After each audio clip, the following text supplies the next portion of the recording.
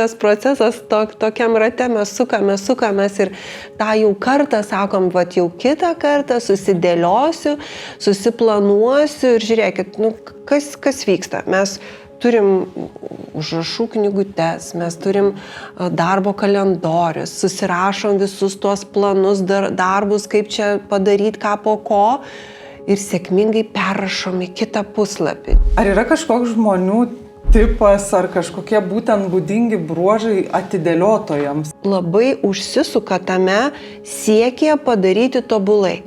Padaryti kuo geriau. Ir perfekcionistai yra iš tikrųjų vieni didžiausių atidėliotojų, nes jiems atrodo, kad vis dar nepakanka. Galvant atidėliojimų, to plano kaip ir tokio reikėtų, aš suprantu, ir tą emocinę būseną turbūt reikėtų atidėti. Taip suprantu. Vien planavimo nepakanka. Svarbiau yra, jeigu tu esi įsirašęs šitą darbą ir tu matai, kad tu nepajudi su šito darbu, svarbiau yra sau pasakyti, kad aš padarysiu labai nedaug. Tu kaip ir laikaisi to plano, bet sau pasakęs, kad aš padarysiu labai nedaug, tu sumažini įtampą.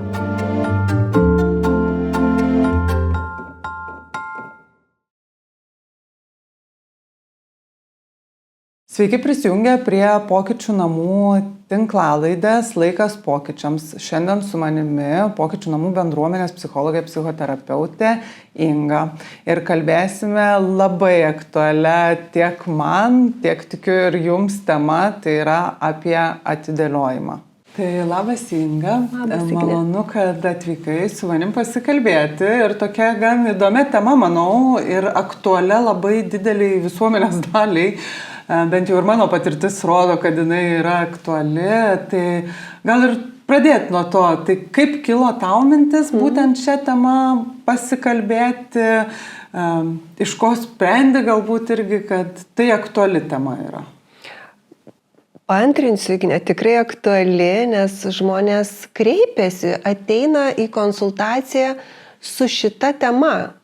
Tik nuskamba jį gal kitaip, sako, žiūrėkit, negaliu priimti sprendimo tam tikro, negaliu padaryti pokyčio, vis atidedu dalykus, ar ne, negaliu padaryti kažkokio sunkaus darbo. Turėjau klientą, kuris 2 metus negali pabaigti bakalauro darbo, parašyti ir priduoti. Atsineša šitą problemą. Ir man pačiai ji labai artima, aš esu tikrai puikiai atidėliotoja, įvaldžiu šitą meną. Kai reikia padaryti tikrai rimtą darbą, tai mano spintos būna sudėti rūbeliai tvarkingai, blizga langai. Patys švariausi namai būna tada, kai reikia kažkokią įvykdyti rimtą užduotį, parašyti darbą, pasiruošti mokymams ir daug visko. Kada tau yra užduotis, sudėtinga, tu esi linkęs ją keisti kažkuo kitu. Daryti kitus dalykus, ar ne, kurie tau yra galbūt malonesni, lengvesni. Ir nebūtinai atidėlioti, tai reiškia, kad tu nieko nedarysi. Dažniausiai būna taip painiojama, kad atidėliojimas tai yra, tinginystė. Kad tu čia tingi, dėl to nedarai. Ne. Atidėliodamas žmogus, jis sąmoningai pasirenka kitus dalykus daryti vietoj to, kas yra tuo metu jam aktualiausia, kas yra jo darbų viršūnėje. Ir kad jaustųsi geriau, jis daro kitą veiklą. Net toks terminas yra kaip struktūrinė prokrastinacija, kada tu turi darbų sąrašėlį ir tu tą patį sunkiausią atidedi, nes tau ten sudėtinga, tau ten diskomfortas ir pasirenki tai, kas tau tuo metu yra naudinga, bet lengviau. Ir tarkim, paėmus kaip pavyzdį tą pačią spintą, jeigu tu ją statytum į pirmą vietą ir sakytum, atėjo laikas susitvarkyti visas spintas, tikrai rastum kitų užsiėmimų vietoj to, kuris tau yra tuo metu prioritete ir jis tau yra sunkus.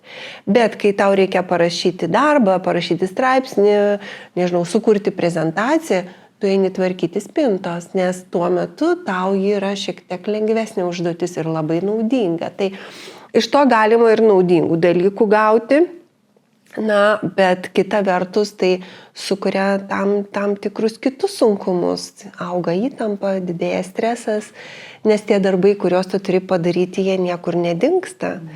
Ir žmonės tada supranta, kad, reikia kažkaip gal kartais ir tos pagalbos iš šono ir kad man reikia išjudėti iš tų kitų užduočių, iš kitų darbų. Iš tikrųjų dabar galvoju, tavęs klausant, prisimenu tuos paskutinės nakties darbus, ne? Čia tokie mes taip atidedam, iki kol jau taip užsidega, kad nebėra kur atidėti. Ir po to mes dažnai sakom, kitą kartą taip nebus, kitą kartą aš jau pasiplanuosiu, susidėliosiu ir taip nebus. Ateina kitas kartas ir vėl tas pats. Kodėl taip atsitinka? Kodėl mes nepasimokom iš šitų savo klaidų? Atrodo, jau buvo kaip tam tikra klaida, daug įtampos, daug nervų, gal net galvom, net nespėsim, ar dar kažką naktį aukojom ten ir panašiai. Kodėl kitą kartą atsidūrus toj situacijoje mes vėl taip pat elgiamės? Labai fainas klausimas. Tikrai taip vyksta, tikrai tas procesas tokiam rate mes sukamės ir tą jau kartą sakom, jau kitą kartą susidėliosiu, susiplanuosiu ir žiūrėkit, kas vyksta. Mes turim užrašų knygutes, mes turim darbo kalendorius, susirašom visus tuos planus, darbus, kaip čia padaryti, ką po ko ir sėkmingai perrašom į kitą puslapį, nes vėl nepadarėm, vėl atidėjom dalykus. Bet paaiškinimas yra labai paprastas. Mūsų pačių fiziologija yra tokia, kad, jeigu paimtumėm mūsų smegenis ar ne, tai jos irgi turi tą dalį emocinę, kuri atsakinga už emocijas ir tai yra pati, anksčiausiai susiformavusi mūsų smegenų dalis, dar tikrai kažkur pamatysit tokį driežo smegenis pavadinimą. Tai tos driežo smegenys, ką jos daro? Jos veikia labai greitai, labai staigiai mus grąžina į komforto būseną ir ką jos daro? Jos mus saugo. Saugo ir skatina likti ten, kur mums yra komfortiška, patogu, kur yra geros emocijos ir kuomet mes, vėlgi turim padaryti kažkokį darbą, ten atsiranda daug emocijų. Baimė, aš bijau, nerimauju, jaučiu įtampą, jaučiu spaudimą ir mūsų driežiukas ką sako? Ir nedaryk. Ir nereikia. Ir liktų ant tos sofos, palauk, paspėsi. Duoda mums kitų užsiėmimų, kur atneša greitą palengvėjimą, ne? Nes bet kokia padaryta užduotis, jie atneša vėlgi apdovanojimą, dopaminą, padariau, sutvarkiau tą spintą. Ir kas, kad ten tas sunkumas liko, ar ne? Tai mūsų racionalios smegenys, ką sako? Kilk nuo sofos, Igne, tau labai reikia šito, tu turi tą padaryti, žiūrėk, tavo tikslas toks, ar ne?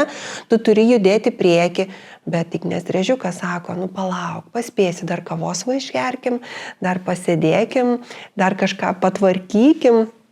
Tai va ta kova tokia, ji nuolat vyksta ir žmogui tikrai yra nelengva, nes mes vėlgi priemam greit sprendimus, kurie emociškai mums yra komfortiškesni, bėgdami nuo tam tikrų sudėtingų emocijų, nuo to, kas mūsų laukia. Vėlgi, jeigu aš turiu paruošti pristatymą, tai manęs laukia ne tik paruošimas to darbo, bet manęs laukia ir viešas kalbėjimas. Aš turėsiu kalbėti ir kai padarysiu šitą darbą, man reikės jį pristatyti. Tai tada, kai išskaidome etapiškai, ko tu čia bijai ir dėl ko tu atidedi, tu atrandi labai daug emocijų už to. Tai atidedi nemalonę emociją, pasirenki trumpalaikį palengvėjimą ir už tai sumoki kainą. Kaina dar didesnio streso, terminų, kur tu turi deadline'us, tu turi padaryti šitos dalykus, tu vis tiek tai niekur nedingsta. Tai tas palengvėjimas yra labai trumpalaikis, bet mūsų emociniam smegenim viskas labai faina, dabar yra šiek tiek lengviau, bet dar kažką padariau tokio, kas manęs taip neapsunkina ir gauna apdovanojimą. Tai taip veikia mechanizmas ir mes grįžtam ir žinai, dar būna dar momentas toks, kad tu gauni savo tokį pastiprinimą, nes tu atidėjai, bet kai jau ateina, ten jau tas deadline'as dega raudonai, tu kažkaip susimiai, mobilizavaisi, ten taip visą susikaupi ir tu vis tiek padarai. Ir ką tada sako žmogus? Bet žiūrėk, aš vis tiek padariau ir visai čia man gerai gavosi ir mūsų smegenys gauna signalą tokį, kad žiūrėk, kai tu atidėsi, o po to susijimsi, tu vis tiek padarysi. Ir žmogus savo miego sąskaitą, savo poilsio sąskaitą, savo kitų dalykų jis vėlgi tą kainą sumoka ir jis padaro tą paskutinę naktį ar prieš paskutinę ir gauna tokį patvirtinimą, kad gerai, tu čia darai viskas čia tau pavyksta, daryk ir kitą kartą taip pat, nors pats dėl to labai ir pergyvena ir stresuoja ir šito nenori, toks užburtas ratas gaunasi. Atrodo, neįmanoma net išlipti gal iš to rato, aš tikiu, kad yra įmanoma, bet dar prieš tai, ar yra kažkoks žmonių tipas ar kažkokie būtent būdingi bruožai atidėliotojams, nežinau, nes yra žmonės, kurie labai puikiai moka susiplanuoti, ne, ir laikytis to plano. Aš jam pavydžiu. Ir aš taip galvoju kartais, ir aš susiplanuoju, bet vis tiek moku atidėlioti, bet yra žmonių, kurie moka laikytis to plano, tai jie kažkokį ten kitokių tų smegenų neklauso to drėžiuko, ar kas ten vyksta su jais. Matyt, jų tos racionalios smegenys, kažkaip, ta sveiko suaugusio dalis geba juos vėlgi vesti tuo keliu, kad, padaryk dalykus, arba jie turi kažkokią paslaptį, kurią žino, pabandysim dar pakalbėti apie tai. Bet atsakant į tavo klausimą, iš tikrųjų atidėliojimas labai yra būdingas žmonėm, kurie yra perfekcionistai, kurie labai nori labai gero rezultato, siekia to rezultato ir žinai, kai tu nori padaryti tobulai ir įsivaizduoji, kad yra tas tobulai, egzistuoja, tai ką tu darai? Tau padaryti tobulai reikia įdėti labai daug darbo. Ir tau iš tikrųjų tas sunkumas, tavo galvoj nugula mintis, ar ne, kad, tai čia tiek reikia visko, čia tiek reikia pasiruošti. Ateidama pas tave aš irgi galvojau, gal tu neik dar šį kartą kalbėti apie tą atidėliojimą, tai reiktų truputėlį pasiruošti dar rimčiau. Dar gal paklausyk kur nors kokių reelsų, paskaityk straipsnių porą ir va tada jau nueisi. Ir žmonės labai užsisuka tame siekia padaryti tobulai. Padaryti kuo geriau. Ir perfekcionistai yra iš tikrųjų vieni didžiausių atidėliotojų, nes jiems atrodo, kad vis dar nepakanka. Kiek žmonių iš mūsų kolegų tarpo, iš psichoterapeutų neteina į konsultavimą. Kodėl neteina? Nes nesi dar pakankamas. Tu dar pasimokyk, dar paklausyk medžiagos, dar kažkur nueik ir va tada jau galėsi ateiti ir dirbti su klientu. Tai perfekcionistai vienas iš tokių dažniausių variantų. Ir kitas momentas būna, žmonės, kuriems tas yra toks pasitikėjimo savim trūksta, savivertės dalykai, nes jeigu tu kažkada darei kažkokius vėlgi veiksmus, kurie sulaukia įvertinimo ne tokio, kokio norėjosi ir nepateisinai kažkieno lūkesčių, tas irgi užsifiksuoja, kad galėčiau daryti, bet vis tiek taip nepavyks, kad patiktų kažkam, kad mane priimtų, kad mane įvertintų ir aš bijau tai daryti.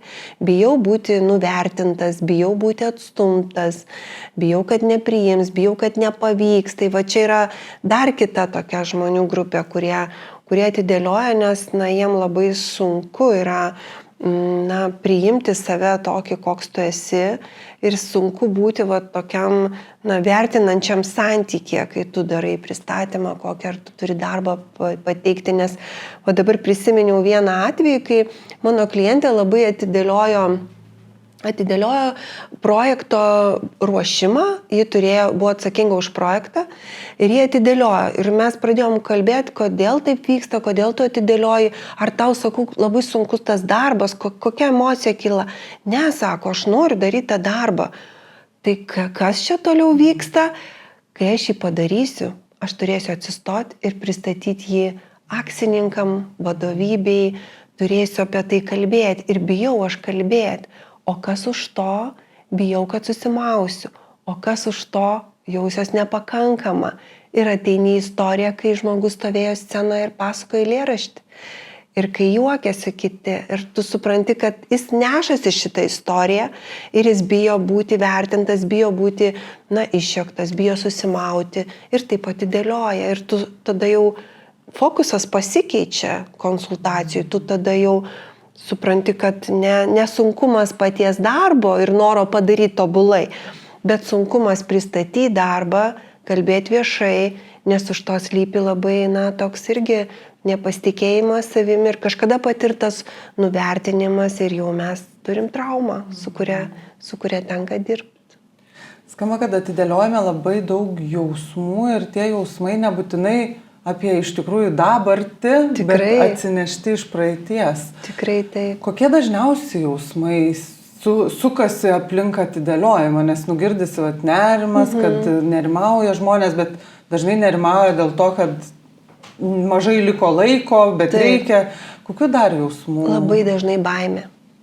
Baimė būti nepakankamu, baimė būti demaskuotu, va čia irgi yra tas vadinamas apsišaukėlio sindromas, ar ne, kad aš nesijaučiu vertas būti ten, kur esu, nesijaučiu vertas, daryti dalykus, kuriuos darau ir dažnai tai būna žmonės tikrai labai labai daug pasiekia, bet ta baimė yra susijus su tuo, kad aš dabar darysiu, mane pamatys, aš susimausiu ir visi supras, kad aš čia nesu vertas būti.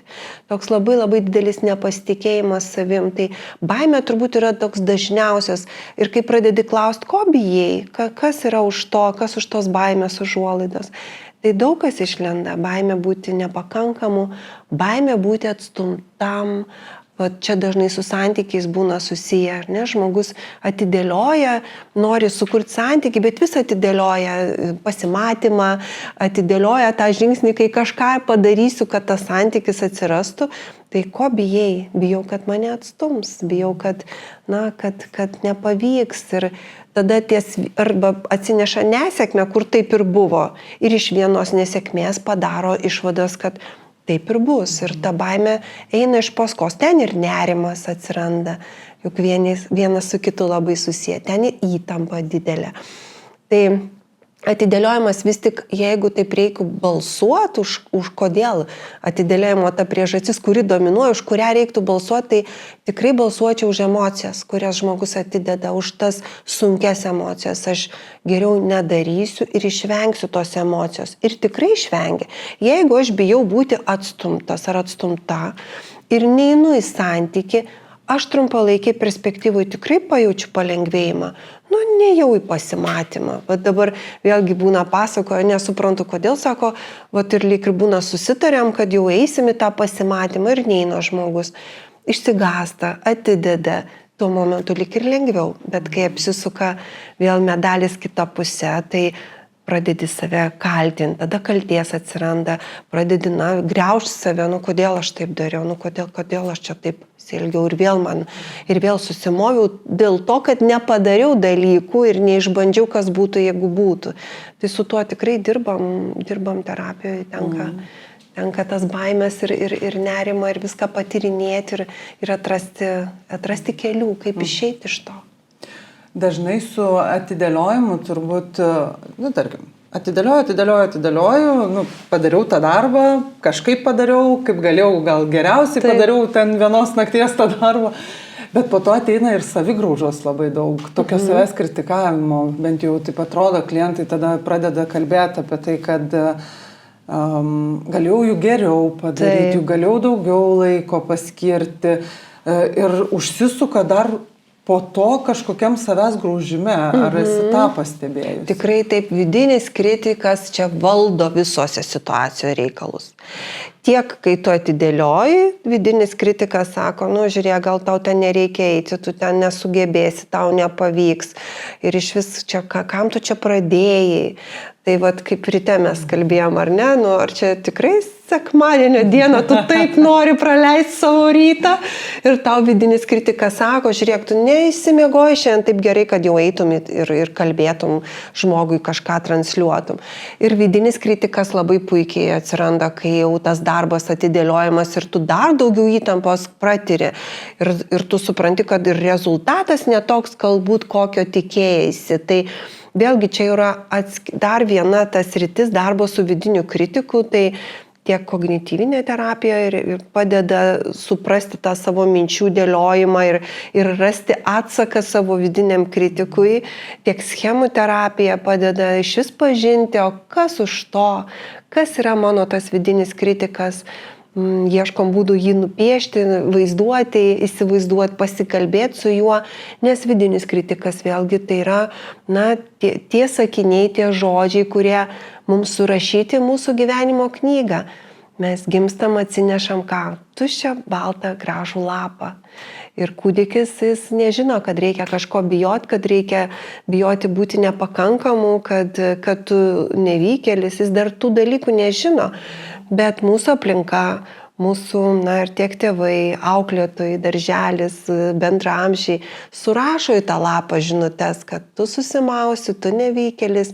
Ai, ir vėl tau nepavyko, matai, ir vėl atidėjai, ir vėl nesigavo.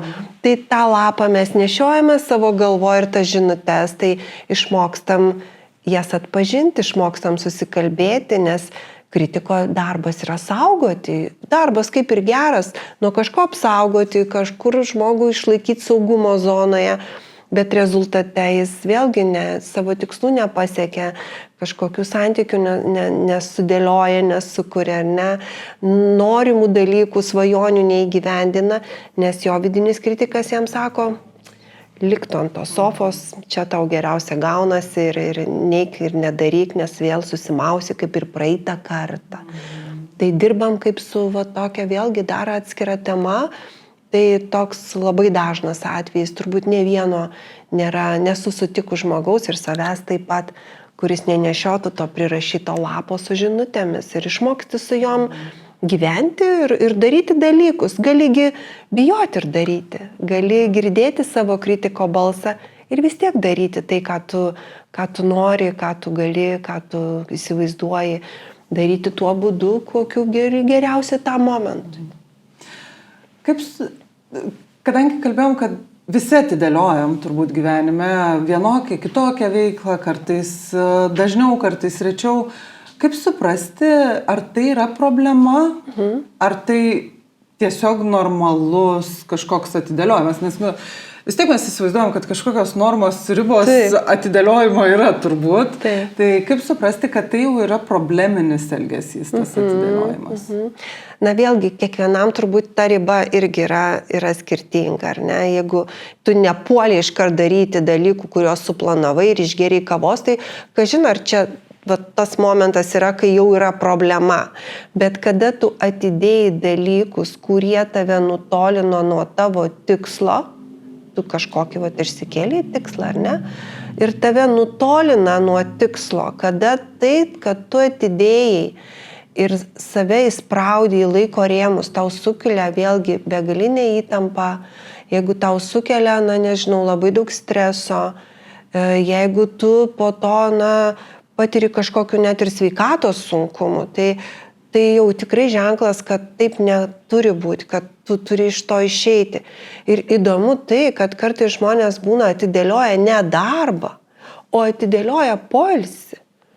Nesenai vedžiau mokymus vėlgi apie atidėliojimą, nes tikrai ta tema aktuali visokiuose kontekstuose ir klausiau žmonių, ką jūs atidėliojat? Ir klasika būna. Atidėlioju ataskaitas, kurių nemėgstu, atidėlioju prezentaciją, kur man labai sunku, atidėlioju skambutį klientui, kur žinau, kad bus nemalonus pokalbis, ar ne? Ir viena dalyvė sako, o aš atidėlioju poilsį. Va čia jau yra tikrai rimtas ženklas, kad reikia keisti dalykus. O kaip tas vyksta? Sako, aš kai jau reikia ilsėti, sakau, kad dar nenusipelniau to poilsio, dar reikia padaryti dalykus, dar kažką susiorganizuoti, dar reikia vaikus nuvežti, dar reikia išskalbti, dar reikia ir tengi atsiranda ir asmeninė sritis, šeima, buitiniai dalykai, rutina ir atsiranda darbinės užduotis ir tu vis leki kaip tavo verė rate ir atidedi poilsį savo paties sveikatos sąskaitą ir taip, kas toliau, perdegimas, tada jau tikrai prireikia labai labai rimtos pagalbos ir pasikalbėti jau neužteks.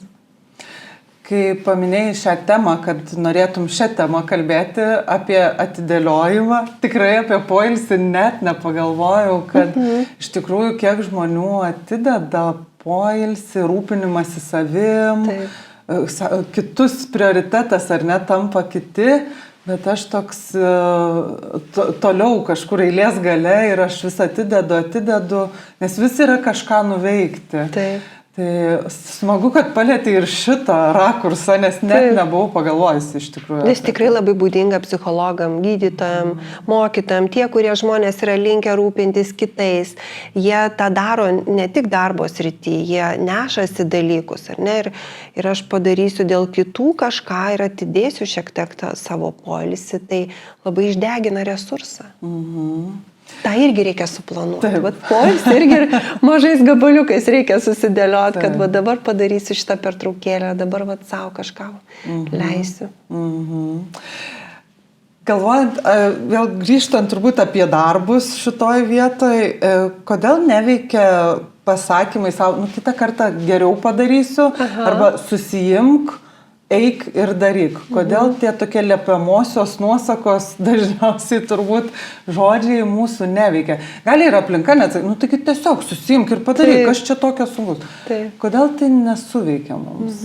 Nes, dėl tų pačių priežasčių, tas susijimk, kurie papildomą spaudimą. Ir ypač jeigu dar iš aplinkos yra, tu susijimk, kartais žmogui būna šiaip įsijungia, aš pastebėjau, kad žmoguje būna to maišto. Ypač jaunesniems žmonėms būdinga, toks maištininkas vidinis, kad čia tu man vadovauji, aš čia pats žinau, kada aš padarysiu dalykus.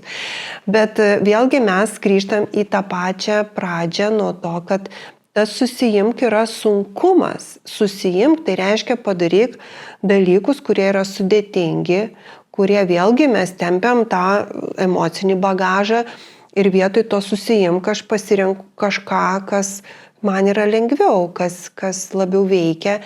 Ir susijimk veikia tada, kai dalis, ties kurie susijimt reikia, tikrai nėra sudėtinga ir sunki. Ta pati užduotis, ir čia mes taip natūraliai gal pereisim ir į įveiką šito mechanizmo viso, kai aš sakau savo susijimk, man tai atrodo labai vis tiek baisu. Labai visko reikia daug padaryti. Susijimk, ar ne, padaryk kažkokį sunkų darbą. Bet kai aš savo pasakau, kad žiūrėk, padaryk 2 minutės, gali 2 minutės? Galiu. O žiūrėkit, reikia pradėti sportuoti. Aš pati tai pritaikiau. Negaliu, Dieve, tas sportas toks sunkus darbas. Ir čia jokio komforto nėra, jokio malonumo nėra. Apie ką čia? Ir kai aš savo pasakiau, žiūrėk, ir nesportuok, bet padaryk 3 pratimus. 3 pratimus tau tai užims 10 minučių. Gali? Gerai. 7 gali? Galiu. Ir taip atsirado rutina, kai tu pradedi daryti dalykus mažais gabaliukais, tavo susijimk pradeda veikti. Nes tu padarai labai mažą dalyką, mažą žingsnį ir tavo smegenis gavo apdovanojimą. Jeigu tu turėjai tikslą nubėgti maratoną, tai tau yra taip baisu, kad čia yra misija neįmanoma. Bet jeigu tu turi tikslą greitų žingsnių praeiti 10 minučių, tai jau pradeda veikti ir tu jau esi vienu žingsniu arčiau, gauni apdovanojimą, kad tai, ką tu suplanavai mažoje apimtyje, tu gali padaryti. Ir smegenis gauna ženklą, kad žiūrėk, viskas tau pradeda eiti. Kai aš atradau šitą sistemą, vėlgi čia ne mano išgalvota ir tu pradedi domėtis, nes aš pati, kaip ir minėjau, esu atidėliotoja, aš supratau, kad žmonės kažkaip įveikia iki šitą dalyką. Aš ir dabar atidėlioju, bet aš moku tai padaryti, sutrumpinti tą kelią jau iki darbo. Ir tarkim, jeigu man reikia paruošti prezentaciją mokymam, aš savo išsikeliu tikslą, šiandien aš padarysiu titulinę skaidrę. Tobulai veikia. Kai aš atidarau prezentaciją ir susikuriu titulinę skaidrę, ką aš savo gaunu? Apdovanojimą. Tu padarei pirmą užduotį, tau pavyko. Kas vyksta toliau, mane pagauna jau tas azartas. Žmonės būna ieško motyvacijos. Sako, kai pajausiu įkvėpimą, tada jau padarysiu viską. Ir dažniausiai įkvėpimas neateina. Tada jie ginčias. Ne. Buvo toks atvejis, kai jaučiausi motyvuotas. Kiek kartų iš 10 tu jauteis motyvuotas? Kaip dažnai tai vyksta? Dažniau motyvacija eina paskui veiksmą. Ir kai tu padarai titulinę skaidrę, atsiranda motyvacija, impulsas veikti toliau. tu padarai dar kažką, kai padarai dar kažką, žiūrėk, tu jau valandą sėdi prie to darbo, na tada jau gali tikrai išgerti kavos ir gauti savo tokį apdovanojimą, nu gerai, čia padirbėjau, o galvojau, kad tik titulinę skaidrę padarysiu. Ir taip veikia visur. Atidėlioji sportą, susiplanuoji, ką tu gali padaryti 5 minutės. Atradau reelsų, kur yra pratimų 5 minutėm. Ir puikiai, tikrai, tu gali per 5 minutės padaryti tempimo pratimą, prajudėti, prasimankštinti. Ir tai veikia, kai padarai 5 minutės, tu matai, kad jau 10 darai, nes prisiminiai dar vieną gerą pratimą, kurį reikia prijungti. Tu nori eiti, daryti, eiti žingsnius skaičiuoti. Tu savo išsikeli tikslą, kad tu eisi 15 minučių. Kas sustoja po 15 minučių? Aš tikrai ne. Einu visą pusvalandį, o kartais ir valandą ir suprantu, kad mane tai motyvuoja, gaunu impulsą ir veikia viskas paprastų mechanizmų, kad mūsų driežiukas nori maisto. Kai jis negauna maisto, jis daro viską, kad mes išliktumėm komforte. Kada jis gauna tokius mažus apdovanojimus, jis jaučiasi pamaitintas. Ir jam atrodo, nori nusipjauti žolę, išstumk žoliapjovę iš sandėliuko. Tegul tai būna tavo pirmas darbas. Ir žiūrėk, išsistumus, labai norėsis užsikurti, pažiūrėti, ar gerai veikia mechanizmas. Kai tu ją užkursi, tada galvosi, čia truputį gal pakraščius kažkur prapjausiu, ar ne, žiūrėk, pieva blizga, nes tu ją nusipjoviai. Aš kažkaip norėjau tą, galvoju, momentą paliesti. Yra žmonių, kurie tikrai sako, aš labai nemėgstu planuoti. Ir čia man tos 5 minutės įdėti, man neveiks, nes nėra, turi ateiti iš to vidinio noro, kai aš norėsiu, tada ir darysiu, o ne kad suplanavau. Tai vis tiek galvojant atidėliojimu, to plano kaip ir tokio reikėtų, aš suprantu, ir tą emocinę būseną turbūt reikėtų atidėti. Taip suprantu. Aha, dabar apie planavimą. Šiaip tikrai yra labai daug informacijos apie tai, kaip yra svarbus planavimas, kaip yra svarbu, yra visokių metodikų, ar ne, darbų prioritetinių, ką dabar turi padaryti, kas gali palaukti, kas ten dega, sudėliojama tas matricos, ar ne, visi mes žinom šitos metodus. Bet jeigu visi šitie metodai veiktų taip puikiai, kaip veikia, kabutėse, tai, tos temos turbūt nebūtų apie atidėliojimą. Vien planavimo nepakanka. Svarbiau yra, jeigu tu esi įsirašęs šitą darbą ir tu matai, kad tu nepajudi su šito darbu, svarbiau yra sau pasakyti, kad aš padarysiu labai nedaug. Tu kaip ir laikaisi to plano, bet sau pasakęs, kad aš padarysiu labai labai nedaug, tu sumažini įtampą. Tu sumažini įtampą ir padaręs vieną žingsnį, tu gauni tokį lyg ir tokį apdovanojimą, pasitenkinimą, labai labai gal minimalų, ir tau atsiranda impulsas veikti toliau. Veiksmas gimdo veiksmą.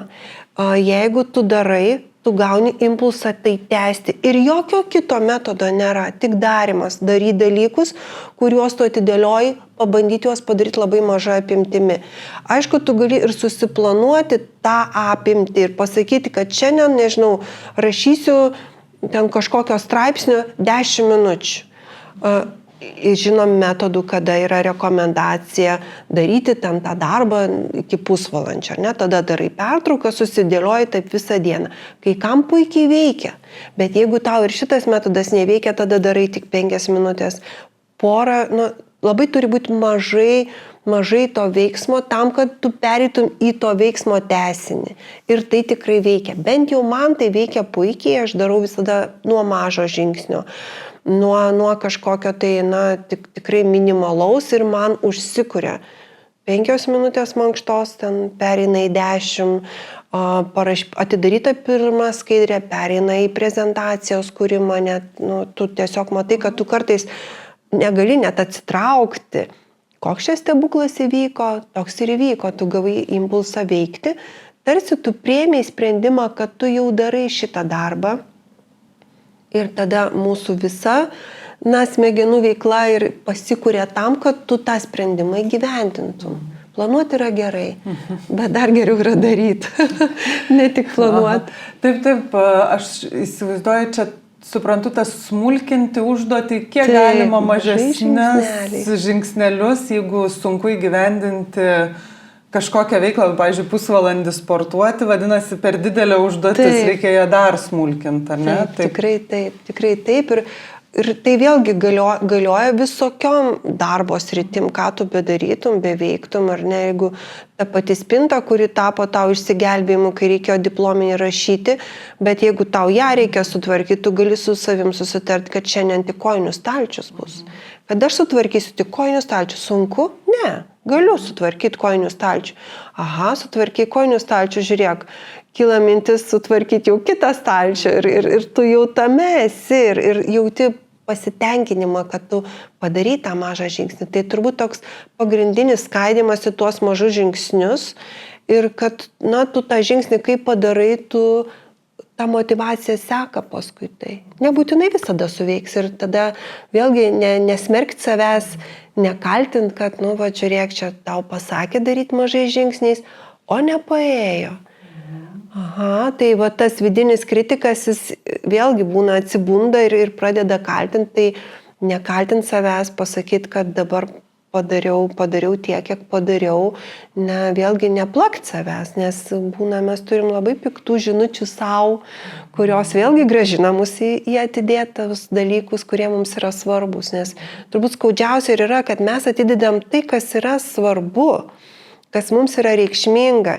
Jeigu tu kenti nuo kažkokių savivertės dalykų žemos ar nepasitikį savim, tu atidedi tuos dalykus, kurie tau tai suteiktų. Tu paimi tą vengimo strategiją kaip savo veikimo strategiją pagrindinė. Ir tu atidedi savo paties, tu padaręs darbą gautum rezultatą, tu labiau pasitikėtum savim. Tu tai atidedi, tuo metu lengviau, bet užburtas ratas ir tada tai yra skaudu žmogui. Jis supranta, kad iš to rato išeiti jau jam reikia pagalbos. Tada jau mes tai darom tame psichoterapiniam santykė. Ieškom sprendimų kartu, ieškom eksperimentų, eksperimentuojam. Tai irgi padeda pasakyti savo, tebūnė tai eksperimentas. Tai nereiškia, kad aš čia dabar labai darysiu tą dalyką, bet tebūnė eksperimentas. Ir eksperimentas suteikia tokią, saugumo šiek tiek, ar tu eksperimentui leidi pavykti ir nepavykti. Ir tokiu būdu išjudi ir padarai dalykus tuos, kuriuos norėjai padaryti. Ar be tų mažų žingsnelių yra dar kažkokių metodų, kas galėtų padėti tokiai kasdienybei su darbais, jeigu dar nenoriu galbūt kreiptis psichoterapijos ir gal tai nekelia kažkokių gal tiek didelio diskomforto, bet norisi kažkur pajudėti. Ar yra kažkokių dar metodų? Kartais padeda vėlgi įsitraukimas kitų žmonių. Tu būna tam socialiniam rate, bet vėlgi tu turi palaikymą. Bet bent jau tas man tikrai padeda. Tu žinai, kad tu darysi kažkokią užduotį, tu pasidalini ir žmonės tave palaiko. Ne su tuo susijimk, bet jie palaiko tuo, kad, vėlgi, su to gera emocija, kad palaiko, pagiria tave, pasidžiaugia. Tu jau tą padarei, pasidalink. Ir tame socialiniam kontekste tu jautiesi ne vienas, tu turi palaikymą, tavim pasidžiaugia. Tos emocijos pradeda šiek tiek vėlgi keistis ir ta įtampa sumažėja. Tu gauni ir pripažinimo, kad darai gerus dalykus, tai irgi duoda pastiprinimą. Kada tu dirbi vėlgi vienišo vilko darbe, ar ne, kai būna žmonės, tie užsidaro, jie neina į tą socialinę aplinką, jiem būna net ir sunkiau, nes tu neturi to papildomo palaikymo. Tu vienas esi ir yra tavo kompiuteris, dar Zoomas įsijungi, bet tai nėra tos aplinkos, kuri tave palaikytų. Kartais pati aplinka trukdo, jeigu tu, tarkim, turi tikslą, kaip pavyzdžiui, sveikai maitintis, ar ne, sveikos gyvensenos, ir tavo aplinkoje pridėta visokių užkandukų, skanių dalykėlių, ar ne, arba, tarkim, neturi kur čia net tos mankštos pasidaryti. Tai kartais ir aplinkos paruošimas padeda išeiti iš atidėliojimo, savo svarbių dalykų. Tai tu paruoši aplinką ir išvalai ją nuo tų trikdžių, kurie tau trukdo.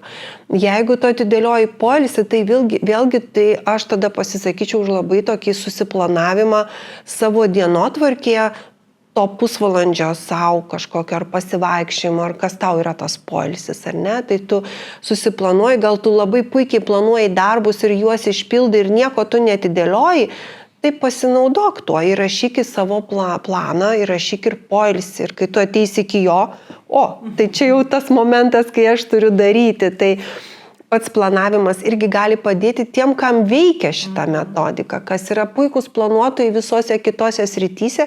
Tai tarkim, tą poilsį aš irgi siūlyčiau įtraukti į planą, nes diena pasibaigs, o taip ir neatėjo momentas poilsiui, bet kai tu turėsi susirašęs, tai tau atrodys visai kitaip. Kada tau trukdo išjudėti tavo vidinis kritikas, tai vėlgi mes tada jau dirbam su tuo ir išmokstam pritildyti šiek tiek šitą radiją.